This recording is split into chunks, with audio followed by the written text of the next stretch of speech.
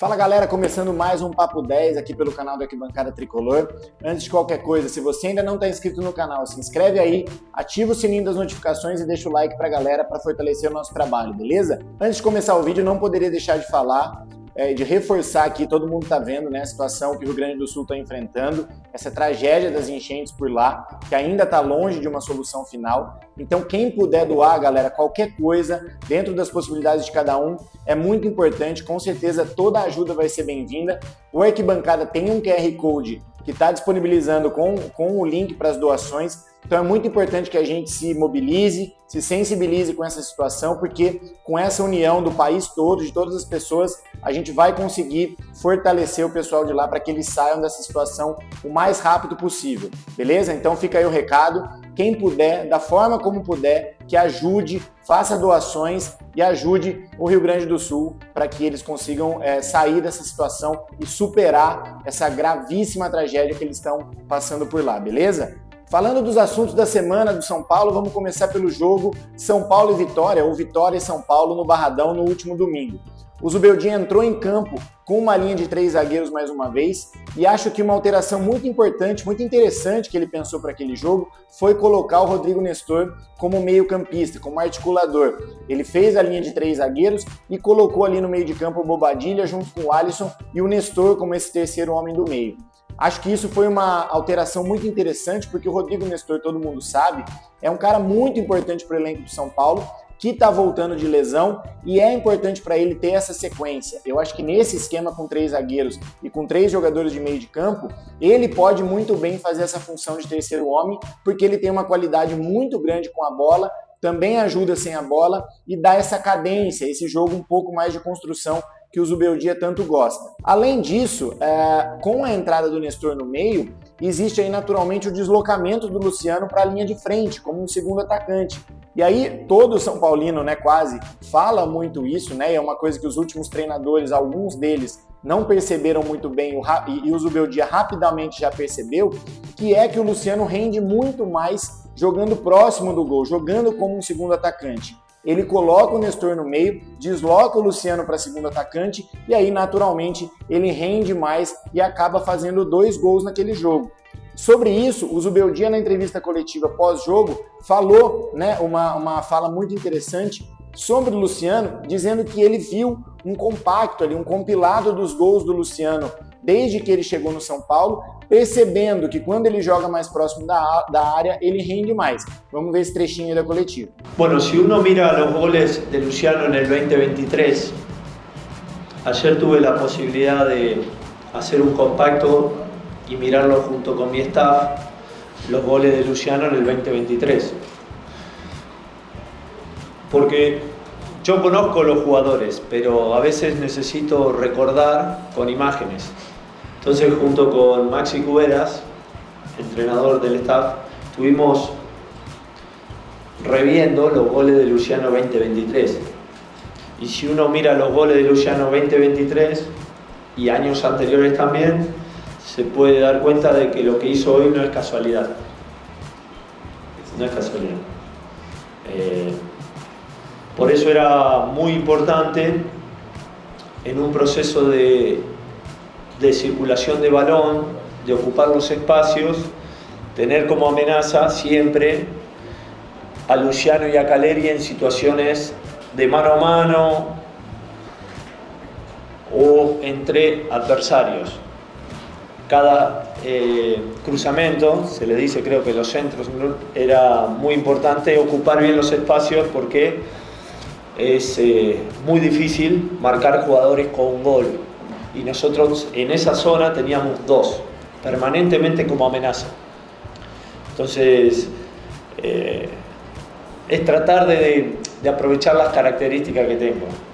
Além disso, se a gente pegar para comparar os 3 mapas de calor do Luciano nos jogos contra o Novo Horizontino, que ainda era o Carpini, e agora contra o Vitória e contra o Cobressal, a gente vai ver que nesses 2 últimos jogos já com o Zubeldia, por ter percebido essa característica do Luciano de render mais próximo da área, o mapa de calor mostra muito bem que lá atrás contra o Novo Horizontino, ainda sob o comando do Carpini, ele ficava numa faixa muito longe da área, né? Uma faixa quase que lateral do campo, e é onde ele não consegue render também. Acho que ele não tem tanta dinâmica para jogar por ali e perde a principal característica dele, que é a finalização. Já com o Zubeldia, olhando para esse mapa de calor no jogo contra o Cobressal e no jogo contra o Vitória, a gente já percebe o Luciano muito mais próximo da área, onde ele é muito mais perigoso. E não à toa, ele marcou 3 gols nesses últimos 2 jogos que a gente está mencionando, justamente que demonstram esse mapa de calor com ele mais próximo, chegando mais perto da área, como um segundo atacante ao lado do Caleri. Falando ainda do jogo contra o Vitória, eu acho que o São Paulo, obviamente, que teve ali um impacto muito grande, porque o campo estava muito pesado, castigado pelas chuvas, e logo com 5 minutos o Vitória já teve um jogador expulso. É claro que isso condiciona muito o andamento, o desenvolvimento da partida a favor do São Paulo, né, que ficou com um homem a mais quase o jogo todo, mas eu acho que apesar dessas ressalvas, o time se comportou bem, novamente fez um bom jogo, claro que dificultado ali pelas condições do gramado, mas novamente o São Paulo teve o controle do jogo e conseguiu, o que é mais importante, converter esse controle no resultado final. A gente fica, né? É claro que tem que citar aqui o ponto negativo, que é ter tomado um gol de um time com 1 a menos, assim como já havia acontecido na Copa do Brasil contra o Águia de Marabá. E isso não pode acontecer, porque o São Paulo demonstrou sim nesses 2 jogos um poder de reação, de virar o jogo e tudo mais, mas pode chegar um momento em que isso não vai acontecer. Então tomar gols de times mais frágeis e principalmente com uma desvantagem numérica tem que ficar aí um ponto de atenção. E não sou só eu que estou falando, né? O Luiz Gustavo, no vídeo dos bastidores do São Paulo depois do jogo, bem no finalzinho do vídeo, ele pede a palavra no vestiário, enquanto estava todo mundo ali comemorando a vitória, agradecendo, né, pensando na sequência. Ele pede a palavra e ele fala justamente isso, da necessidade que o São Paulo tem que ter. Apesar de vir ganhando os jogos, a necessidade de ter essa atenção especial nesses momentos de desligada, né, de desatenção, que estão custando aí tomar alguns gols. Que isso não pode mais acontecer. Vamos ver o que falou o Luiz Gustavo. Só uma coisinha para a gente refletir mais um pouco aí, ó. A nossa volta para o segundo tempo, rapaziada. A gente vai complicar as coisas à toa. Vamos melhorar. Estamos tendo oportunidade de virar o jogo aí, mas vamos parar com isso e não sofrer mais essas situações para a gente continuar evoluindo e ganhando jogos.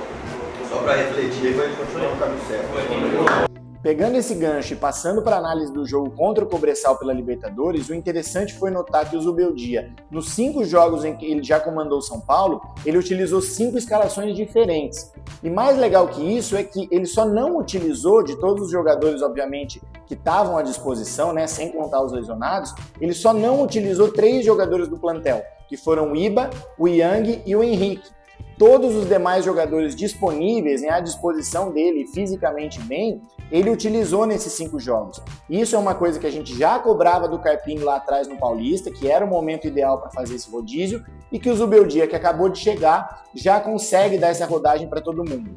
Isso é bom do ponto de vista físico, porque evita um desgaste e de repente pode evitar novas lesões, que é um problema que o São Paulo vem enfrentando aí sistematicamente, e também dá essa rodagem para o elenco. Ele consegue observar os jogadores, a forma como eles conseguem jogar, dá entrosamento para todo mundo, e isso é muito interessante pensando na sequência da temporada que tem pela frente. Falando do jogo em si, o Zubeldia volta para uma linha de 4, o que eu acho que também não foi uma ideia ruim, considerando a fragilidade do time do Cobressal, mas eu achei que o São Paulo começou um pouco devagar o jogo. Eu não sei se por uma displicência dos jogadores ali de ter achado de repente que poderiam ganhar a qualquer momento, ou se uma adaptação mesmo, porque lá em Calama, onde aconteceu o jogo, tem uma certa altitude e a gente percebia que o tempo de bola estava realmente um pouco mais diferente, o jogo estava um pouco mais rápido e isso naturalmente demanda ali uma adaptação. Eu não sei se por um motivo ou pelo outro, mas o fato é que o São Paulo ficou ali os 30 primeiros minutos, mais ou menos, do primeiro tempo, com um pouco de dificuldade de jogar. E isso acabou custando o gol do Cobressal, né? O São Paulo toma um gol, sai atrás, mais uma vez aí consecutiva, acaba tomando um gol de uma equipe mais frágil.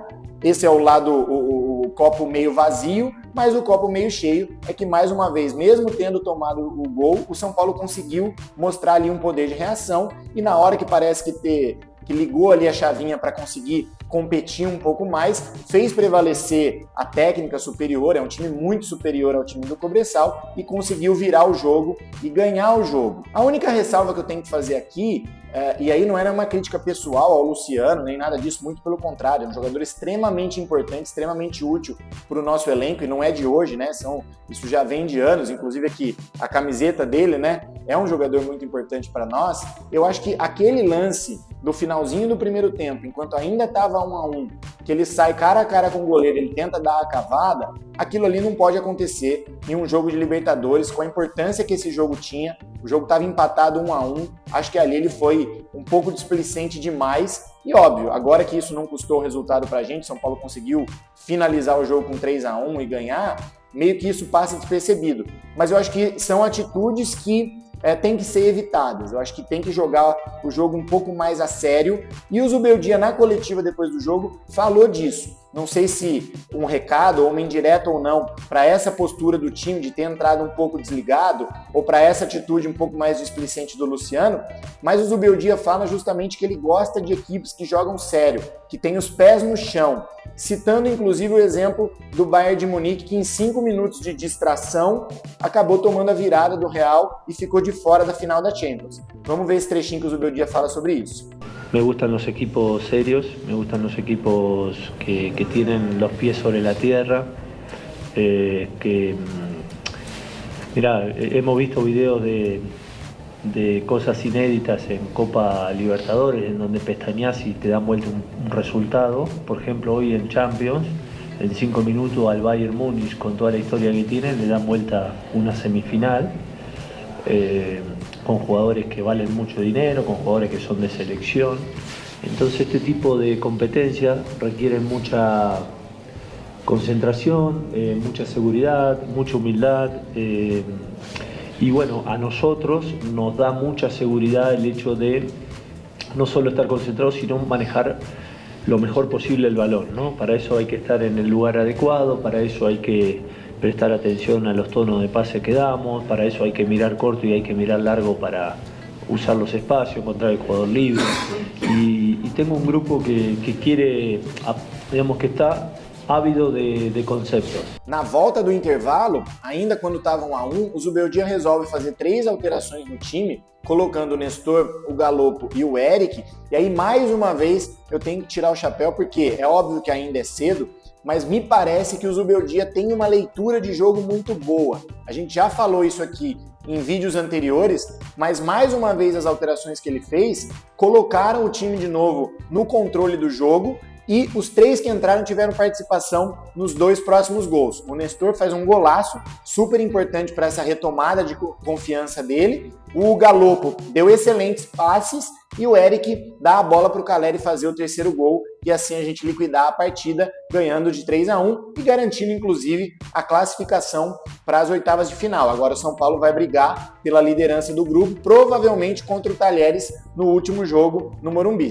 O que a gente lamenta, se por um lado a gente tem que olhar essa perspectiva boa que o Zubeldia está dando, né, na mudança dos jogos, nas alterações, e de ter ganhado 5 jogos aí fora de casa, né, o primeiro contra o Atlético Goianiense ainda era o Milton Cruz, mas depois ele ganha 4 jogos e apenas empata o clássico contra o Palmeiras, que foi em casa, todos os outros foram fora de casa.